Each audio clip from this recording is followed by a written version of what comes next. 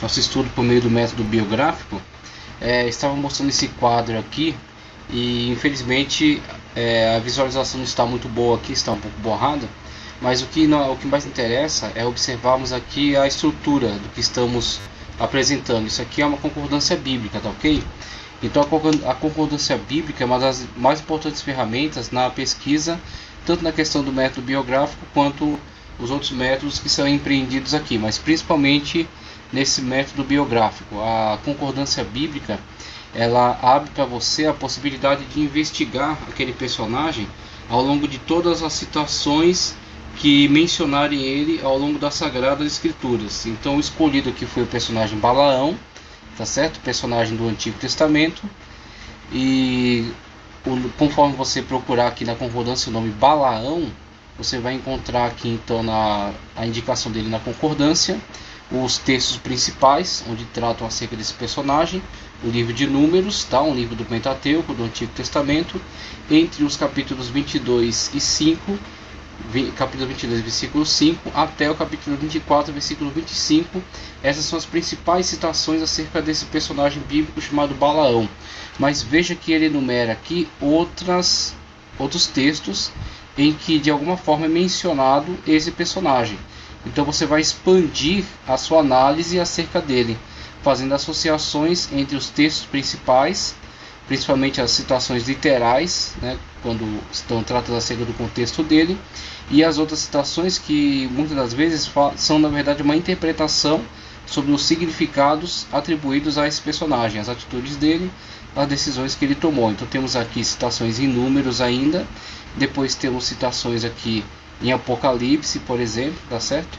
Se eu não me engano, aqui citação em Miqueias, todas citações referindo-se a esse personagem, segunda de Pedro, tá certo? Referindo-se aos significados atribuídos a este personagem do Antigo Testamento, personagem chamado Balaão. Então vemos aqui a concordância bíblica e a sua contribuição para o estudo dos personagens, não somente dos personagens, mas de todos os temas e métodos aplicados para o estudo da Bíblia. É uma das mais importantes ferramentas para o estudioso das Sagradas Escrituras. Além desta, colocamos aqui também um dicionário, tá ok?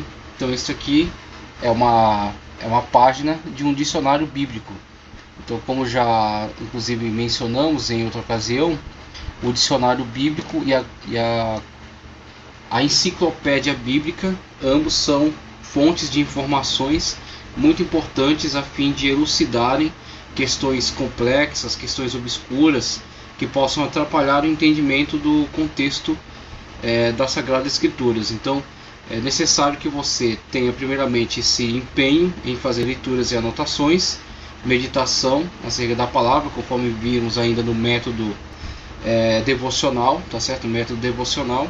E entrando pelo método biográfico, as anotações, as ferramentas, dentre elas concordância bíblica, para você encontrar todos os lugares onde aquele personagem é mencionado, e chegando aqui até esse instrumento aqui, essa ferramenta, um dicionário bíblico que vai pegar aquele, no caso aqui, o nome do personagem, ou uma outra situação, tá certo? Ou nome de um lugar, nome de um objeto,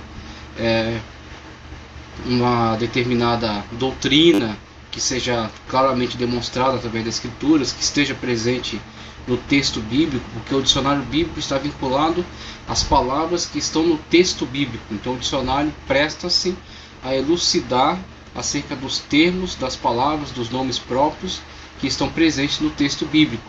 E juntamente com o dicionário colocamos a enciclopédia, que é um material que expande um pouco essa área de investigação, porque ela não está distrita somente às palavras que forem mencionadas no texto bíblico. Ela também engloba termos técnicos, termos teológicos que tratam acerca da Bíblia, mas não necessariamente estão na Bíblia. Por exemplo, você não vai encontrar escrito calvinismo na Bíblia, porque João Calvino é alguém que veio muito depois do fechamento do cânon das Sagradas Escrituras. Então a Bíblia teve o fechamento do cânon no máximo até 400 da era cristã. João Calvino é um personagem de 1500 tanto da era cristã, tá certo? Então João Calvino é do século XVI. Então logo ele está muito à frente, ele não pertence ao contexto do cânon bíblico, das palavras bíblicas, mas ele é alguém profundamente envolvido com toda a pregação, ensino, construção teológica em torno dos textos das Sagradas Escrituras. Então, quando você tem um dicionário bíblico, o que ele está te fornecendo, a proposta dele são as palavras que constarem na Bíblia. Por exemplo, aqui o nome desse personagem, Balaão. A enciclopédia bíblica, a proposta é um pouco mais ampla, tanto as questões dos termos bíblicos, quanto questões de termos teológicos, termos técnicos, termos que estão associados de alguma forma ao estudo das Sagradas Escrituras, tá certo?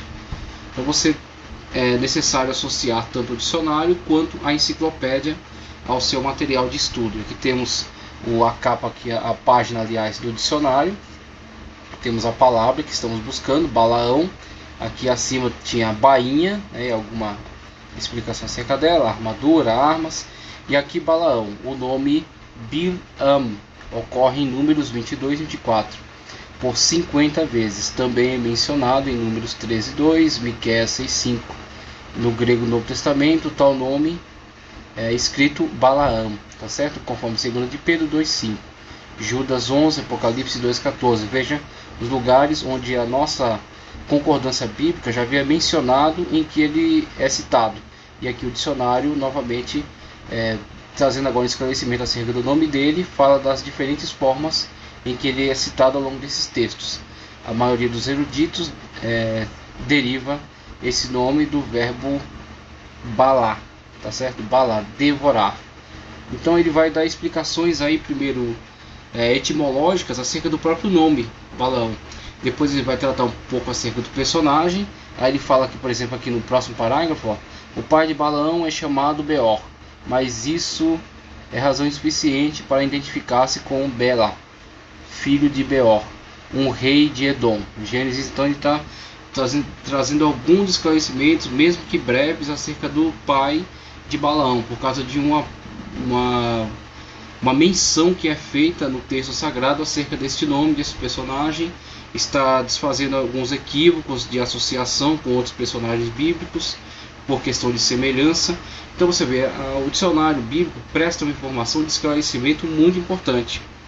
Por isso que o estudioso das Sagradas Escrituras tem que se municiar tanto do texto bíblico, praticar a leitura, praticar o método devocional para poder absorver o máximo possível, fazer anotações, levantar questionamentos, levantar dados históricos, geográficos, dados acerca do personagem, e tem que se municiar de bons instrumentos, concordância bíblica, conforme já mostramos, e dicionário bíblico, conforme estamos apresentando aqui, que vai dar uma elucidação muito mais técnica acerca do personagem, histórico, questão etimológica, coisas que não temos acesso de forma simples, não temos conhecimento disso de forma simples, principalmente através de dicionários comuns.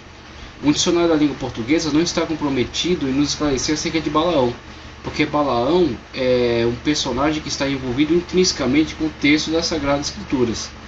Então o dicionário da língua portuguesa não tem nenhum compromisso em nos esclarecer acerca dele. Pode ser até que alguns bons dicionários, por tentarem ser o mais completos possíveis, até nos deem algumas questões. Ele vai falar acerca de Balaão, é um personagem bíblico, ao narrar um pouco da sua história e tal, mas ele não vai avançar muito além disso, porque não é o seu propósito, tá certo? Não é a isso que ele se presta, diferentemente do dicionário bíblico, que tem esta missão de esclarecer acerca dos termos que estão envolvidos nas Sagradas Escrituras. Então é uma ferramenta indispensável. É uma ferramenta fundamental para aquele que estuda a Bíblia com seriedade. Aí vimos aqui também, esse é o dicionário etimológico, tá ok? Então ali um dicionário, vimos a concordância, dicionário bíblico, que é um dicionário de explanação geral, e agora um dicionário bastante técnico, chamado dicionário etimológico. O interesse dele é com relação à palavra na sua origem. Então ele vai buscar, você está buscando essa palavra, no caso esse nome, o nome desse personagem, e ele vai te fornecer informações que possam te aproximar o máximo possível acerca do termo original dessa palavra. Então temos aqui Balaão, tá certo? O hebraico, a grafia hebraica dele, tá certo? A grafia hebraica dele, Balaam, Balaam.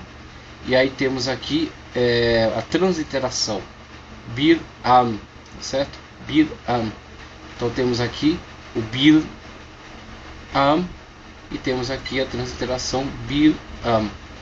E aqui vai dar a origem, né? Bal, não, mal, e am, povo, nação, significado, não do povo, sem povo, ou mal do povo. Números 23, 1, o que mostra já uma conotação tanto negativa com relação ao nome que foi dado a este personagem pelo autor das Sagradas Escrituras, né? Já mostra que esse personagem não tinha um exemplo muito positivo, já a partir da conotação que foi dada ao nome dele dentro da narrativa do texto sagrado. Então vemos aí, através do dicionário etimológico, muito do que o próprio nome nos diz, muito do que a atribuição dada ao nome já nos ensina acerca desse personagem. Então o dicionário etimológico é o dicionário que nos põe em contato com os termos originais, quer de nomes próprios, quer de outras palavras que estejam presentes no texto sagrado, que possam elucidar muito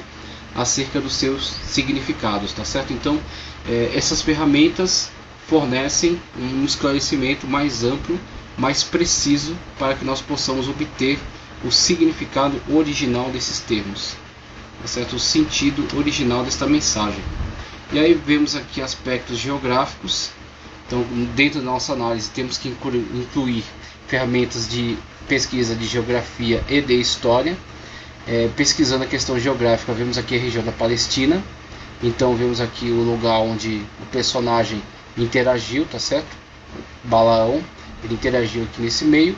Vemos aqui o Egito, Gósen, a peregrinação, a travessia do Mar Vermelho, Monte Sinai, peregrinação, e aqui o povo finalmente adentrando a terra de Canaã, aguardando aqui a ordem, né? Depois, quando Josué recebeu essa incumbência de atravessar o Jordão e conquistar a terra.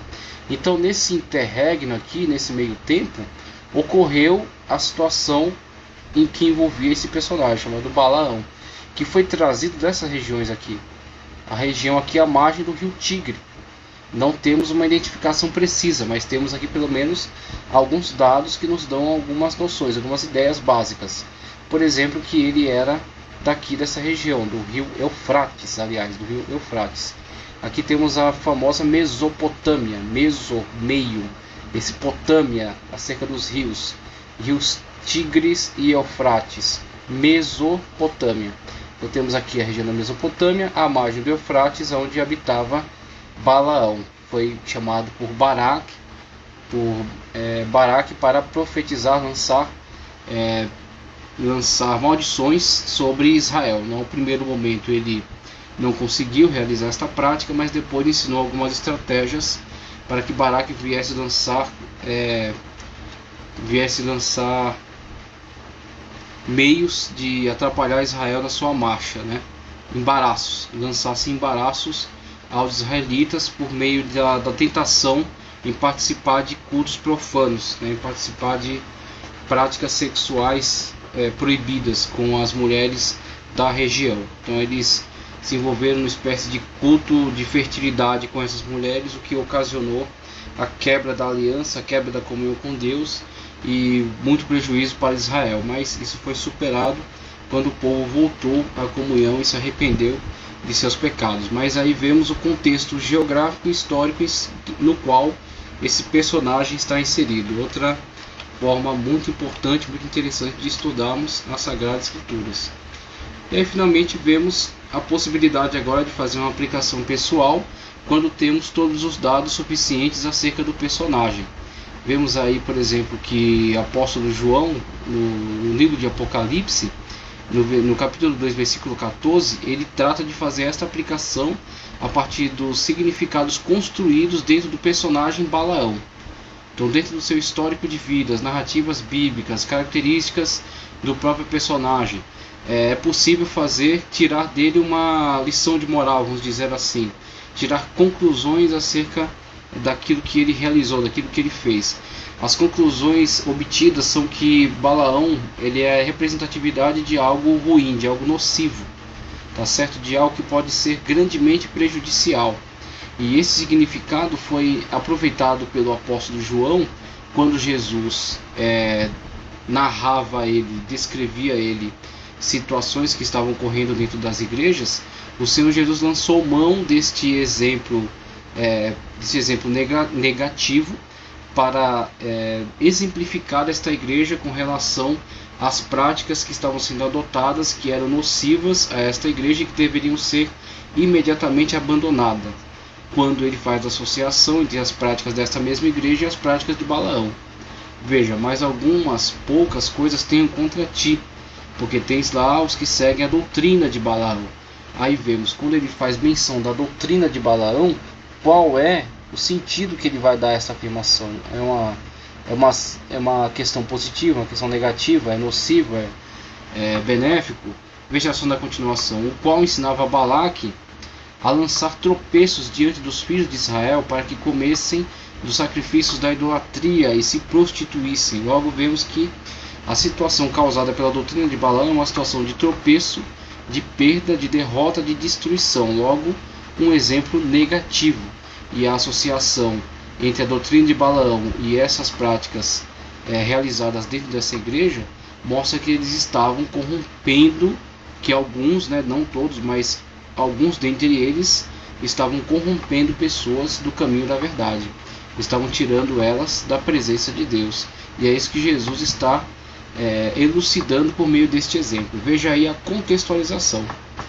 Balaão passa a ser uma figura de contextualização acerca de uma prática nociva, uma prática pecaminosa.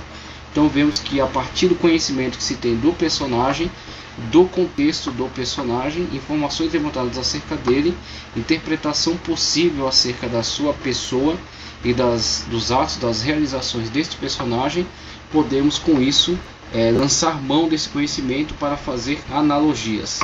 E está aí uma analogia da questão perniciosa, da questão negativa da doutrina de Balaão, das práticas que Balaão se deixou levar a fazer, se deixou seduzir a realizar, a fazer, que prejudicaram Israel e que serviram de condenação para ele, e que novamente agora retornam num outro contexto, mas tão prejudiciais quanto, prejudicando esta igreja e servindo aí de alerta para que ela abandone essa prática, tá certo?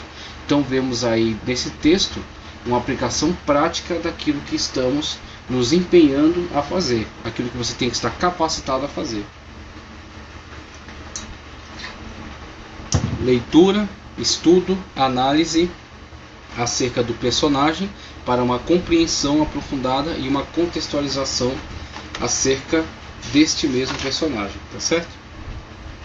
Então com isso passamos para o próximo método.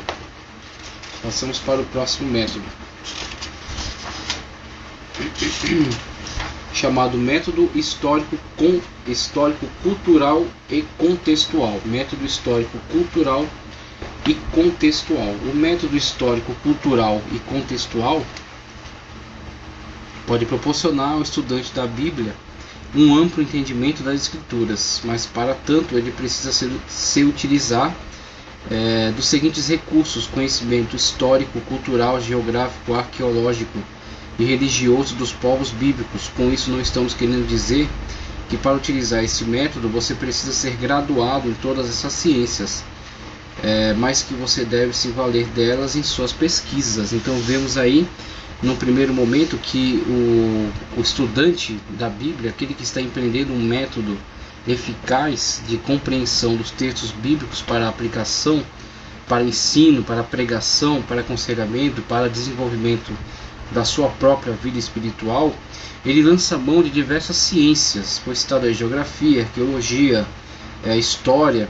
Só que ele lança mão dessas ciências não a partir do ponto de vista dele ser técnico em cada uma delas, mas sim dele lançar mão delas de forma instrumental. Ou seja, essas ciências construíram conhecimentos e esclarecimentos úteis acerca da Escritura que serão aproveitados pelo estudante para a compreensão melhor acerca dos textos, tá certo? Então não é que você precisa ser um historiador para saber que a história tem contribuído para o entendimento do texto bíblico, tem levantado evidências. Você não precisa ser arqueólogo para fazer uso das informações que a arqueologia tem levantado, que tem trazido esclarecimentos acerca de questões bíblicas que não eram bem compreendidas. Você vai ter acesso, você vai ter conhecimento dessas informações e vai ter melhor compreensão do texto bíblico. O seu foco é o texto bíblico e a sua plena compreensão. E para tanto você lança mão dessas ciências, tá certo? De forma instrumental. Definição: o método histórico, cultural e contextual é a maneira de estudar a Bíblia observando os seguintes elementos: o ambiente histórico, político, cultural, geográfico e religioso em que estavam envolvidos o escritor e os demais personagens mencionados por ele.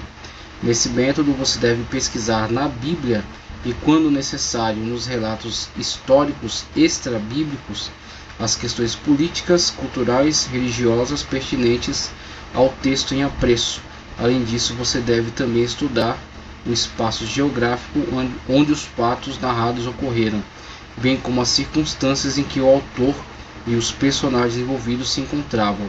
Após isso, contextualizar os fatos estudados às realidades odiernas ou atuais, aplicando-as às atuais necessidades pessoais ou das pessoas a quem pretende falar. Então vemos aí, a partir desse método, que você vai passar a ter domínio de uma forma bem mais aprofundada acerca das informações que estão envolvidas com o texto sagrado, com as narrativas sagradas, e de posse dessas informações e com bastante segurança acerca delas, de modo que você possa primeiro compreendê-las e depois interpretá-las, você vai poder fazer a aplicação delas, ou seja, a contextualização. Então, o que você vai fazer através desse método é fazer um mergulho. Você vai mergulhar no contexto bíblico. Você vai procurar se aprofundar no contexto bíblico, buscando estar o mais próximo possível, o mais inserido possível na situação do autor, o mais inserido possível dentro do mundo do autor. Quando você está inserido dentro do mundo do autor, você pode então compreendê-lo e contextualizá-lo. Só a partir da compreensão é possível a contextualização. Vemos aí, por exemplo, na questão da visão panorâmica da Bíblia. No atual contexto, visão panorâmica é o ato de observar um assunto em toda a sua amplitude. E o assunto que no presente estamos a observar são os relatos bíblicos, ou propriamente dito, a Bíblia na sua totalidade. E aí ele traz para nós como exemplo uma pessoa que está analisando uma montanha, por exemplo. Ele fala que para se ter uma visão da montanha é necessário ter um distanciamento para uma visão geral. E essa visão geral que se tem acerca dela é a visão panorâmica. E para você ter uma melhor análise acerca dela, dos seus detalhes, você precisa ter uma aproximação, tá certo? Uma aproximação para estudar questões específicas. De longe temos da montanha apenas uma visão panorâmica, mas quando nos aproximamos dela, aí tomamos conhecimento das suas particularidades, tá certo? Suas pedras, suas diversas árvores, suas nascentes, seus relevos, os animais que nela vivem, etc. A Bíblia também é assim.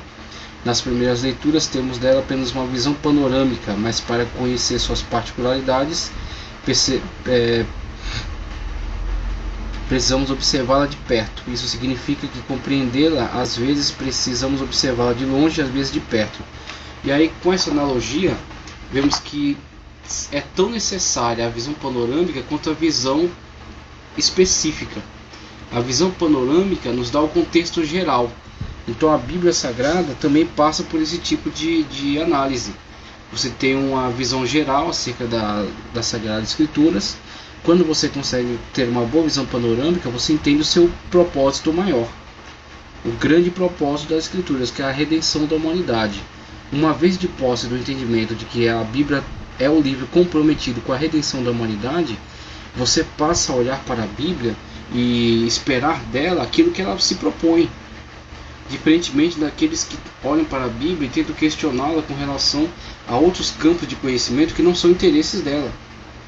Então a Bíblia não está aí para falar de dinossauro, nem está aí para falar de questões matemáticas tão profundas, nem algumas peculiaridades históricas. Em outro lugar, analisando história, analisando a introdução ao Antigo Testamento, vimos que a Bíblia, quando trata acerca do personagem histórico Onri, pai de Acabe, a Bíblia dá mais espaço a falar acerca de uma viúva que habitava em Sarepta, na casa da qual Elias se hospedou. A Bíblia dá mais espaço para tratar acerca dela do que de Onri, que foi um importante personagem histórico. Isso é só um exemplo de quais são as prioridades bíblicas. As prioridades bíblicas são diferentes das prioridades de outros livros, de outras áreas de conhecimento, de outros campos da ciência. A Bíblia está comprometida com a redenção da humanidade e, para tanto, ela dá mais relevo a histórias, muitas das vezes particulares até, que tinham um cunho particular, mas que ganham uma importância universal ao demonstrarem ao homem, à humanidade, o poder da salvação de Deus, a intervenção da poderosa mão de Deus. Isso é muito mais importante, atende muito mais ao propósito bíblico do que tratar acerca de um personagem histórico, mesmo que com grande relevância política no cenário internacional, como foi este monarca chamado Onri.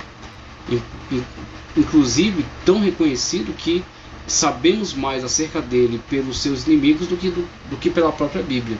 Os assírios têm uma descrição mais ampla acerca de Onri do que a Bíblia Sagrada, que é o livro que estava tratando acerca do ambiente histórico do próprio personagem. Mas a Bíblia elegeu que o assunto que tratava acerca da viúva tinha mais relevância do que aquilo que estava relacionado à vida de Onri. Então vemos a Bíblia tem as suas prioridades, é isso que entendemos. Quando conseguimos lançar uma visão panorâmica acerca das Escrituras, entendemos quais são as suas prioridades e entendemos o que temos que esperar da Bíblia. Qual é o seu propósito? Assim sendo, agimos de forma honesta quando estamos pesquisando, estudando, lendo e tratando acerca dos assuntos bíblicos. Muita injustiça tem sido cometida por causa de ignorância, por causa de falta de compreensão e de visão panorâmica. Quando estamos buscando uma visão mais específica, lançamos mão das ferramentas. Conforme já foi tratado aqui, história, arqueologia, geografia, paleontologia, sociologia, heráldica, etimologia e por aí vai, a exegese, a questão léxico-sintática, conforme já estudamos aí na matéria de hermenêutica, análise léxico-sintática. Vamos estudar o hebraico no original, o grego no original, entender a sintaxe dessas línguas, para entender de forma mais precisa o que o autor está dizendo. Então vemos, através dessas ferramentas, começamos a nos aproximar do objeto de estudo. Ali temos uma visão ampla, geral, para entendermos qual é o seu grande propósito. Aqui temos uma aproximação para fazer um escrutínio, fazer uma análise, entender suas particularidades. Então tudo isso é importante, tratando-se acerca das Sagradas Escrituras e da importância que ela tem para a nossa vida, nossa regra de fé e conduta, tá certo? A boca de Deus falando com todos nós, então é de fato digna de toda essa dedicação. Aí temos também a questão de retroagir ao passado, tá certo? Retroagindo ao passado. Antes de fazer qualquer aplicação da mensagem bíblica em nossa vida, devemos entender como ela era recebida e praticada pelos receptores primários.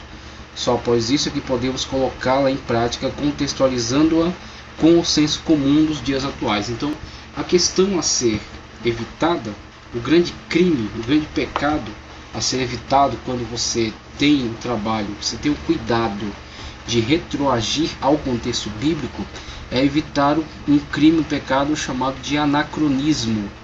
Então o anacronismo ocorre quando você, a partir do seu ponto de vista, do seu contexto social, da sua ciência, sua época histórica na qual está inserido, está vivendo, você lança um olhar sobre o personagem bíblico e julga ele a partir do seu ponto de vista. Então o que acontece? Você hoje está inserido numa determinada sociedade que passou por um longo período de evolução, de modificação, de transformação e às vezes de degradação, tá certo? Em alguns aspectos os personagens bíblicos estão sim mais evoluídos do que os personagens atuais, tratando-se, por exemplo, com relação à comunhão com Deus, fidelidade a Deus, os mártires, que exemplos são, né, para nós hoje. Então estavam mais evoluídos com relação a esses aspectos. Então o erro está onde? A partir da nossa época, olharmos para o personagem dentro do seu contexto e julgarmos ele dentro dos nossos conceitos, aplicarmos sobre ele os nossos conceitos de vida, nossos conceitos de ética, nossos conceitos de moral, nossos conceitos de leis, sendo que eles não estavam em contato com o nosso conceito de vida, nosso conceito de sociedade. Logo, eles têm que ser julgados dentro do conceito deles, tá certo? Então é um crime, é um erro, é um grande engano, e só pode se obter daí péssima interpretação, falsa interpretação, equívocos, tá certo? E em cima desses equívocos, muitos têm cometido distorções, feito leituras distorcidas acerca das verdades bíblicas, e não obtendo assim a verdade das Sagradas Escrituras, mas sim distorções, falsas doutrinas, heresias, né, e coisas prejudiciais, coisas nocivas a muitas pessoas. Então, o que acontece? É necessário a retroação, é necessário retroagir ao contexto do personagem. Quando, por exemplo, você analisa acerca da vida de Abraão e Sara, você percebe o comportamento de Abraão, a promessa de Deus para com Abraão, que ele teria um filho, e você olha para Sara e vê o comportamento dela em relação a essa situação. Sara estéril, Abraão já velho, ela também, tá certo? Avançados em idades. Abraão de posse de muitos bens, e entendendo que o seu herdeiro comum seria Eliezer o Damasceno, que na verdade não era seu filho, e sim o seu escravo nascido na sua casa. E aí vimos uma determinada atitude de Sara em tomar da sua escrava Agar, dar a Abraão, tá certo?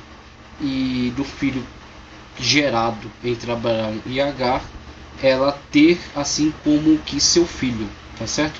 Colocar como que uma substituta, uma barriga de aluguel. E aí muitos olham para essa situação e, julgando esta personagem bíblica a partir do seu conceito de vida, lançam sobre ela recriminação. E esta recriminação, na verdade, é um anacronismo. Essa recriminação, na verdade, é um engano, tá certo? Ela é na verdade, um erro de interpretação.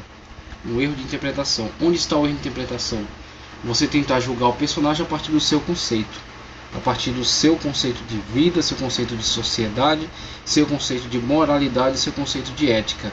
Lançar o seu conceito sobre o personagem, o que é um grande engano. Então, esta personagem terá que ser julgada dentro do seu próprio contexto. E dentro do seu próprio contexto, nos encontramos, né, tomamos conhecimento de um código de leis chamado Leis Consuetudinárias, diferentemente dos códigos de lei escrito. Então temos aí na proximidade histórica Código de Hammurabi, Código de Ur-Namur.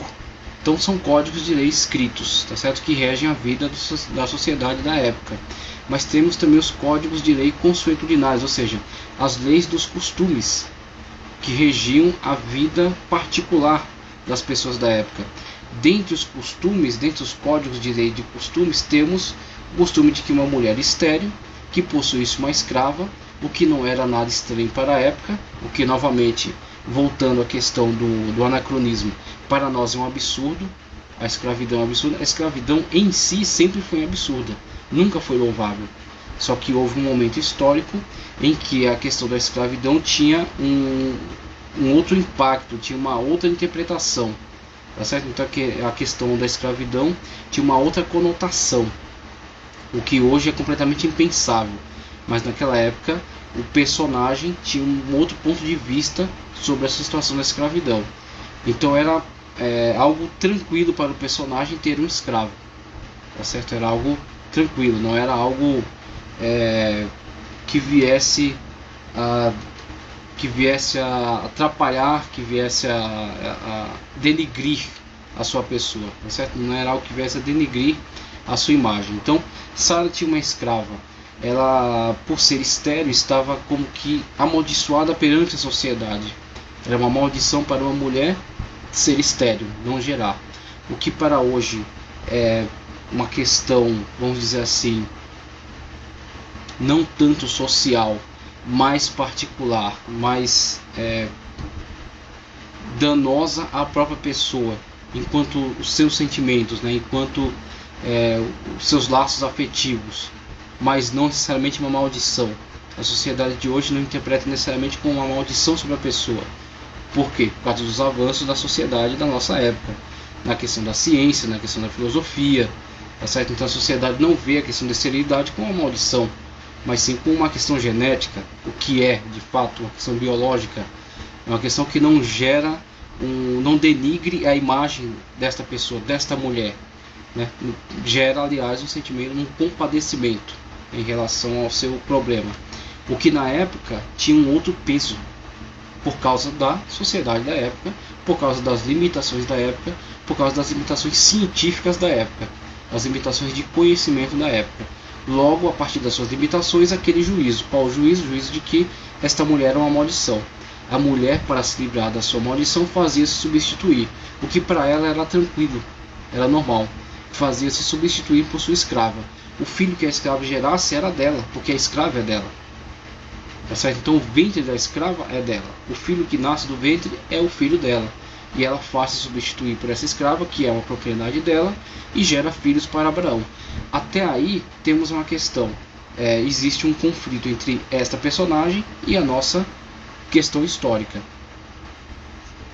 Essa personagem, no nosso contexto, é digna de repreensão, por diversos motivos. Mas seria um erro, seria um anacronismo fazer esse juízo, porque a personagem tem que estar inserida dentro do seu contexto.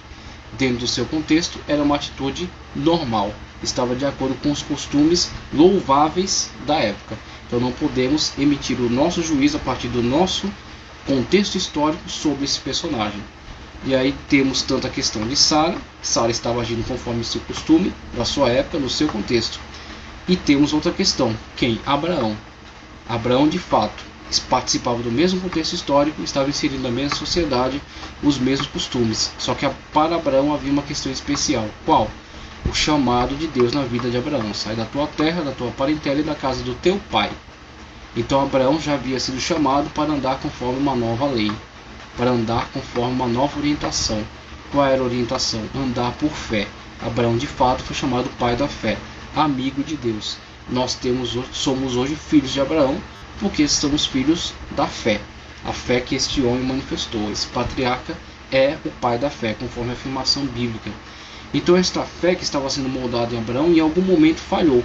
E aí, veja aí o que a retroação, o retroagir ao passado proporciona a você. Qual será o juízo sobre Abraão? Não é uma questão de juízo de costumes, não é uma questão de juízo de quebra de leis da sociedade da sua época, mas sim uma quebra de confiança no seu Deus. Mas sim o abandono da fé que estava caracterizando esse personagem.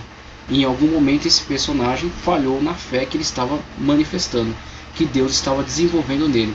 O crime e o pecado de Abraão está em faltar com a fé, mas não com a lei, mas não com o costume, tá certo? Ele será julgado pela sua falta de fé, e como de fato o foi, não Sara, mas sim Abraão, tá certo? 13 anos no silêncio de Deus, quando então Deus o chama da sua tenda e manda para que olhe para as estrelas do céu e diz que a sua geração será tão numerosa quanto as estrelas do céu e as areias do mar, tá certo? Então renova as promessas e reafirma que ele e Sara terão um filho gerado deles, não um filho conforme o costume da época, mas sim um filho gerado miraculosamente a partir da fé. Crer.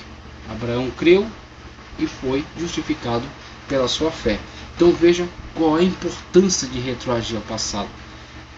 É a questão de compreender o personagem no seu contexto e evitar cometer injustiças, tá certo? Então temos aí a questão do panorama bíblico e de retroagir ao passado. E aí vemos, a partir desse ponto,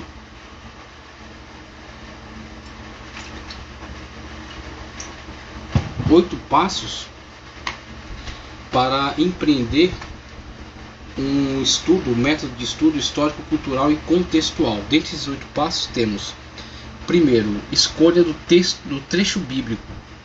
vemos que num primeiro momento desenvolvemos uma análise de estudo devocional em que você se debruça sobre o texto sagrado e obtém diretamente dele para a sua vida referenciais espirituais, referenciais morais, éticos, principalmente espirituais, tá certo? Depois vimos a análise do personagem, quando nós, a partir de uma compreensão mais profunda acerca do personagem, conseguimos contextualizar e trazer para a nossa vida exemplos positivos e negativos, exemplos positivos para serem praticados e exemplos negativos para serem rejeitados, tá certo? Mas que são também orientação.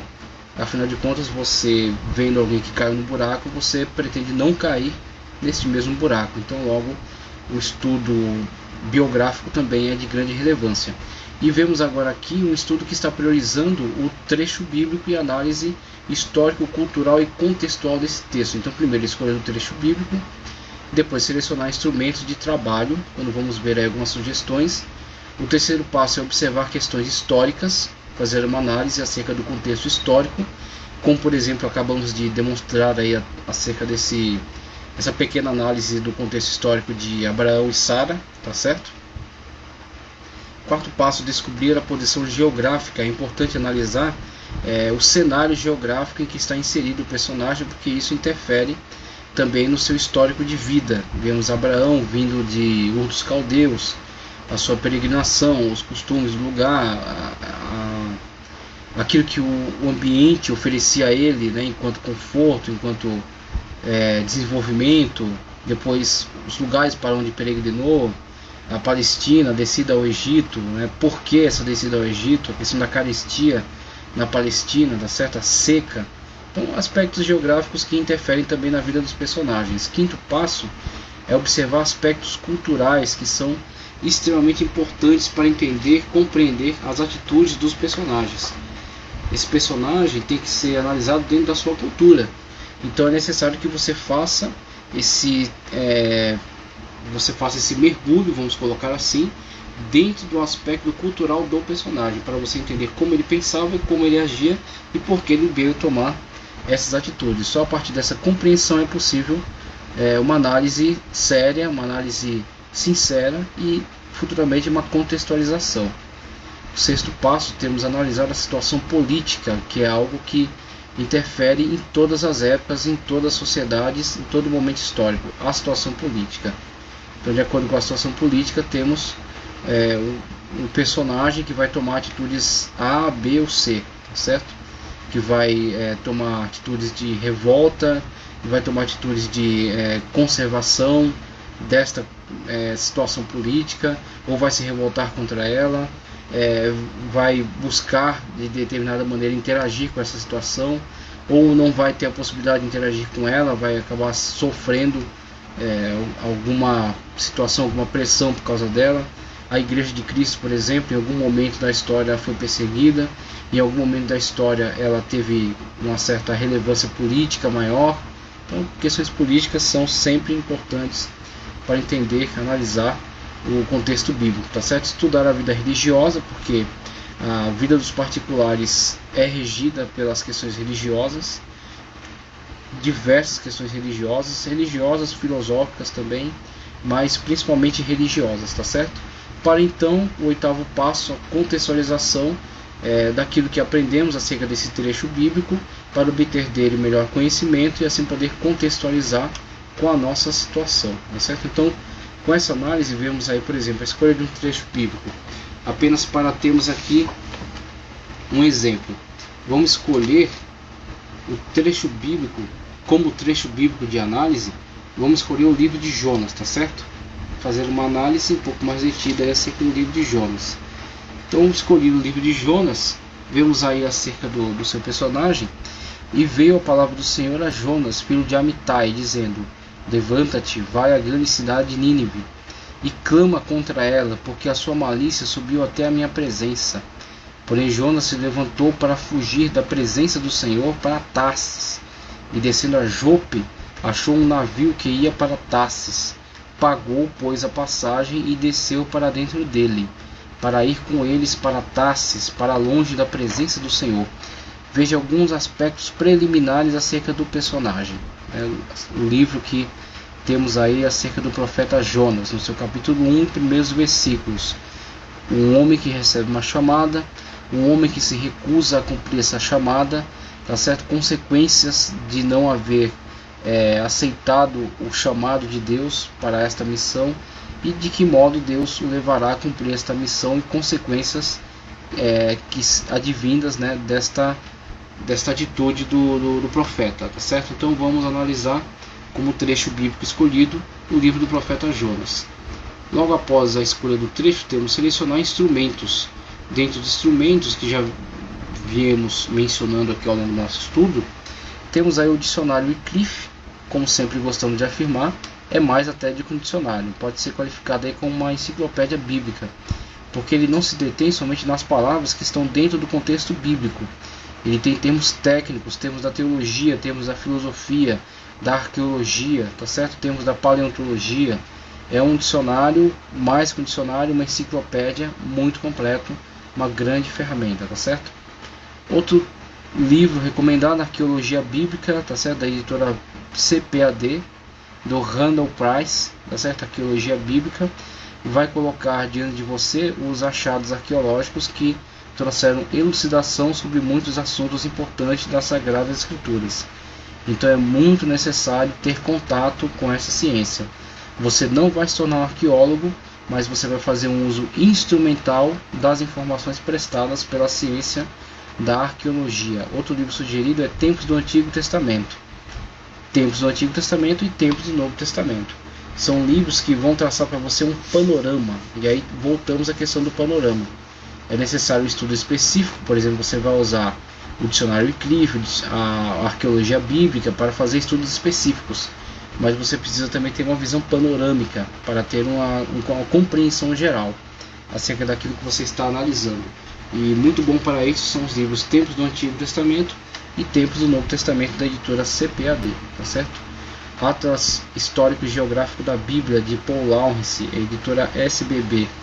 Ótimo, maravilhoso, muito elucidativo, muito explicativo, textos muito esclarecedores, imagens que vão te inserir dentro do mundo, do contexto, da paisagem bíblica, das situações vivenciadas pelos personagens, tá? Materiais muito bons. Enciclopédia Bíblica de Orlando Boyer, clássica, maravilhosa, muito boa. Bíblia de Estudo Pentecostal, a Bíblia NVI e a Bíblia King James, são textos bíblicos diferentes que vão contribuir, cada um deles, para a compreensão melhor acerca do trabalho de tradução, tá certo? Diferentes tradutores, diferentes sinônimos, e assim melhor compreensão quando você faz uma comparação entre eles.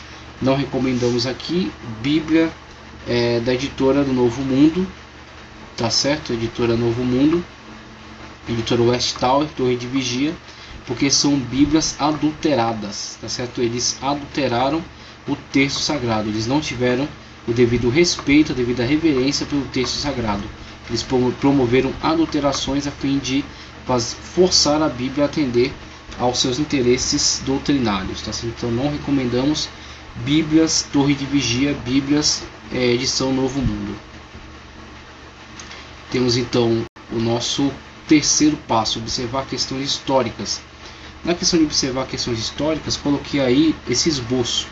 Nesse esboço temos um plano geral acerca do livro de Jonas.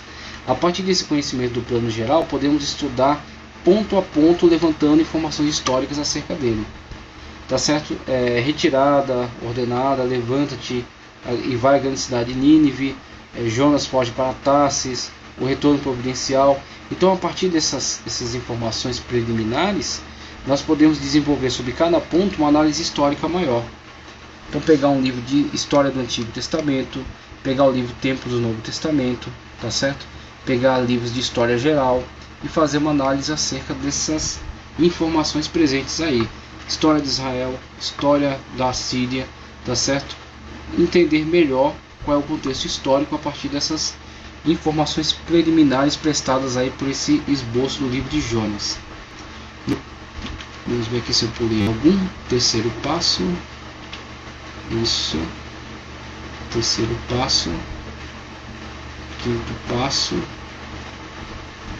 quarto passo. Então houve uma inversão aí, mas a gente pode consertar essa situação. O quarto passo, descobrir a posição geográfica. Então, a partir da nossa análise, vemos o Atlas Histórico e Geográfico de Paul Lawrence vai nos fornecer essa importante informação. Vemos aí, a questão geográfica nos mostra Jonas, seu ponto de partida, Israel. Em vez de cumprir o chamado de Deus e dirigir-se diretamente a Nínive, que está aqui no alto da Mesopotâmia, conforme mostramos lá em outro slide, em outro mapa, ele desce para Jope, cidade litorânea da Palestina, toma um navio com o qual pretendia chegar a Tarsis. Veja a distância com a qual o profeta pretendia se afastar da sua missão, da missão para a qual foi convocado. Mas no meio do caminho houve a tempestade, ele lançou-se ao mar, sabendo ele que aquela tempestade era motivada pela sua desobediência a Deus, quando então é engolido por um grande animal marinho que o vomita nas praias. E aqui aproveitamos para corrigir um erro geográfico terrível causado por alguns pregadores, alguns ensinadores mal informados. Alguns chegam ao absurdo de dizer que o animal marinho vomitou Jonas nas praias de Nínive. Veja o absurdo dessa informação por causa da ignorância geográfica. Onde estão as praias de Nínive? Nínive é uma cidade encravada aqui no meio desse território, no alto da Mesopotâmia.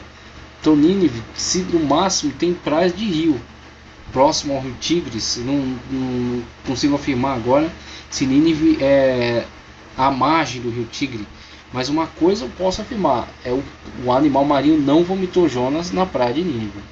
Ele transitava provavelmente nessas regiões aqui, desses mares aqui, mar Mediterrâneo, tá certo? Então o máximo ele vomitou aqui no litoral, tá certo? Vamos dizer aqui no litoral da Antioquia, que é o que é sugerido aqui, litoral da Síria, tá certo? Ou da Fenícia. Então ele foi vomitado nesta região, e daqui ele teve que se virar e chegar até lá, tá certo? Chegar até o lugar para onde primeiro deveria já ter partido. Então voltando aqui, o quinto passo está aqui, aspectos culturais. Quando analisamos aspectos culturais, descobrimos que o povo da Síria é um povo extremamente aguerrido e um povo extremamente violento. Então, se analisamos a questão de aspectos culturais, vemos que o povo de Nínive e os assírios, no modo geral, se desenvolveram dentro de uma cultura extremamente bélica, extremamente aguerrida. Tanto a questão, vamos ver a religião praticada por eles, quanto a questão política, e também esse aspecto cultural denota bastante na sua arte, da sua expressão cultural, que esse povo priorizava a questão bélica, a questão armamentícia, a questão da batalha, o preparo para a guerra, tá certo? Por causa do ambiente que cresceu, um país cercado, voltando aqui à questão geográfica, aproveitando, um país cercado por outras nações, sem barreiras geográficas muito bem definidas, e que constantemente era invadido em todas as direções. Logo, desenvolveram um modo de vida bastante aguerrido, tá certo? De batalha, de guerra, de lutas, de violência. Então vemos num aspecto cultural, vemos na arte inclusive, está sempre este elemento cultural mostrando a questão bélica, a questão aguerrida do povo de Nínive e dos assírios de um modo geral. E Jonas, provavelmente, não sei se por questão de informação ou por questão de revelação, Jonas, podemos inferir a partir daquilo que temos conhecimento dele, de que Jonas não tinha interesse, na verdade, na conversão desse povo.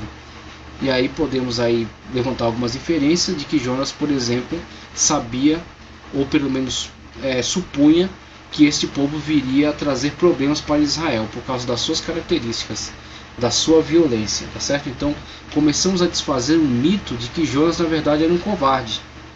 Jonas não era um covarde de acordo com as informações que a Bíblia nos presta. Jonas na verdade era um grande nacionalista, era alguém que amava a sua nação, e amava tanto que foi levado até a desobedecer a ordem de Deus, o que não teve qualquer sucesso para ele, tá certo? Vemos a questão cultural, a questão geográfica, então vemos a questão política. esta fronteira delimitada aqui, traçada, é na verdade a grande extensão territorial alcançada pela Síria, reino cuja capital, Nínive. Vemos aqui a cidade de Nínive. De fato, Nínive está na margem do rio Tigres, certo? Mas jamais o animal marinho poderia ter vomitado Jonas nas praias de Nínive. Ele no máximo chegou aqui até a praia do litoral, essa litoral do Mediterrâneo. Ele teve que fazer essa caminhada até Nínive. E aqui temos a extensão política alcançada por essa nação, alcançada à custa de muita violência. Muita violência. Um povo muito aguerrido, muito violento e muito cruel. E a extensão territorial que inclui inclusive Israel. Tá certo? Israel está aqui, Jerusalém. Nação de Jonas. Jonas, podemos inferir da atitude de Jonas, de todo o sentimento dele para com essa nação, de que ele de alguma forma ou tinha uma revelação, ou tinha informações, ou pelo menos fazia suposições de que a Síria viria futuramente a alcançar o que de fato alcançou, o domínio sobre todas essas regiões. E em 722, infelizmente, veio a Síria causar a total destruição de Israel. Claro que a destruição de Israel motivada pela sua degradação espiritual, da quebra do pacto com o seu Deus, tá certo? Outra análise que fazemos no sétimo passo é a questão religiosa. Então, na questão religiosa, vemos aí a figura principal, a deidade chamada Shamash. Shamash, um deus adorado na Síria como deidade principal, um deus que assume questões muito voltadas para a guerra, um deus guerreiro, tá certo? Um deus patrono dessa questão da guerra, e um deus que está inserido dentro de um panteão de outros deuses, a questão politeísta, a vida religiosa dos assírios. E aí temos agora a possibilidade de contextualização, a chamada de Jonas e a contextualização. Primeira chamada de Jonas, vai a Nínive. Desobediência de Jonas, consequência da desobediência, a oração de Jonas no ventre do animal marinho, o livramento, quando ele é vomitado nas praias do Mediterrâneo. Segunda chamada, a chamada de Jonas, vai a Nínive. A missão obediente de Jonas, contrariado, mas obedece. Resultados da obediência, os ninivitas se arrependem. Depois disso vai ser tão importante que será usado por Cristo como um sinal contra as cidades impenitentes. Que naquele dia os ninivitas se levantarão. Veja que os ninivitas são mencionados depois por Cristo como um povo que se arrependeu de seus pecados diante da pregação de Jonas. Aí Cristo fala: aqui está alguém maior do que Jonas. A queixa de Jonas e a repreensão e a lição de Jonas. A contextualização para nós não adianta resistirmos à vontade de Deus. Os planos de Deus são maiores que os nossos. Os pensamentos de Deus são maiores que os nossos. Então nós fazemos algumas análises, tiramos algumas conclusões sobre as questões históricas que estão à nossa volta, mas temos que submetê-las a Deus. A prioridade da nossa vida é estar em harmonia, é estar no centro da vontade de Deus.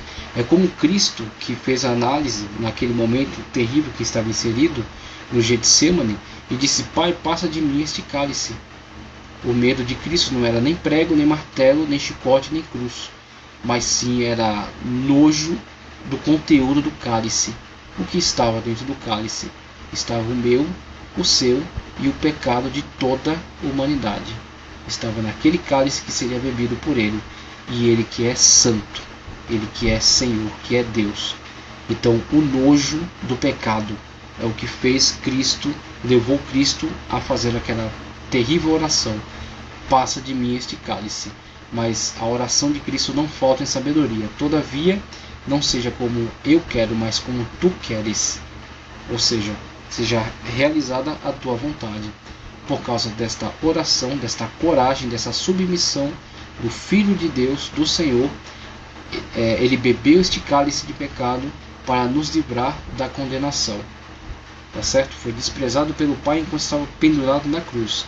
Mas quando ele deu o brado, está consumado, toda a obra foi realizada, a nossa salvação foi garantida, tá certo? E a nossa vida foi comprada e nós somos pertencentes a Ele. Somos inseridos na família de Deus. Por causa do pecado de um, muitos morreram, mas por causa da salvação de um, todos podem chegar à salvação, podem chegar à libertação. A contextualização em relação a Cristo é essa: a contextualização em relação a Jonas é semelhante. Não adianta resistir à vontade de Deus. Tá ok?